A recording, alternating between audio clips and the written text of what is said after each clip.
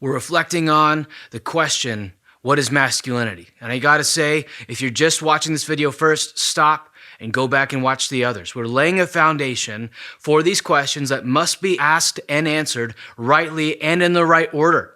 That the first layer has to do with humility. The second layer has to do with discipline. The third layer has to do with responsibility. This fourth layer, how is man different than woman, is important. But we need to acknowledge and understand here that these first three layers so far are common to our humanity. That men and women have infinitely more in common than they have different. That when Adam sees Eve, he says, bone of my bone, flesh of my flesh, sameness. Over 97 to 99%, depending on who you ask, of male and female DNA is the same. That if we're trying to find the answer to the question of masculinity, in it primarily locating that in difference to femininity, we're starting in the wrong place. And so if you're here trying to find the core thing, I'm telling you, if this is the first video you're watching, you're starting in the wrong place. But the question remains, how is man different than woman? This begins in utero, pre-birth. The thing that separates the development of babies in the womb from becoming male versus becoming female is the presence of and the dump of a testosterone wash. That testosterone washes over the baby, and that causes the baby to develop sex difference. That literally, that testosterone creates testicles. And from that point on, the thing that separates men and women is their genitalia. It is their testicles. And testicles then go on producing a lot more testosterone. That the average man has between 15 and 20 times more testosterone than the average woman. This is by God's design. God created that hormonal difference. God created that biological difference. The question is why? So often testosterone is a liability. If you look at world history, you have all these men committing most of the murders, starting most of the wars, committing most of the assaults, being the most hostile in inappropriate ways.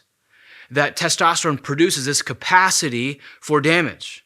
But also, men stop the most wars, men protect the most victims, men begin and initiate. This is that what testosterone does, its main effect is aggression.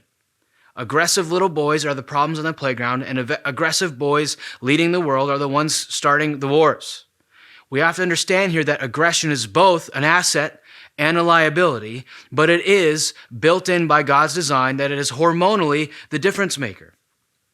And to be aggressive could be a problem as it manifests in hostility, but to be aggressive could be amazing in the way that it takes initiative, in the way that it plants churches, in the way that it does evangelism, in the way that it closes the gap, in the way that it stands up for the oppressed, in the way that it's a voice for the voiceless, in the way that it asks someone to be their wife, in the way that it starts companies, in the way that it stands in the gap, in the way that it pursues children and as a father, in the way that it pursues a wife as a husband, that all of these aspects of aggression can be absolute assets. And so I would argue that the goal of masculinity is not to become less aggressive, but to become properly aggressive, to attack goals, to drive forward deadlines, to move towards people rather than withdraw. It's not a take my ball and go home, but it's a engage with what's going on.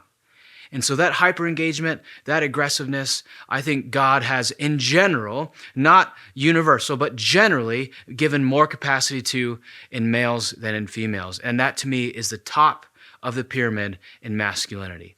The next video we're going to talk about toxic masculinity. The question we've all been waiting for. What is it? Why does it develop?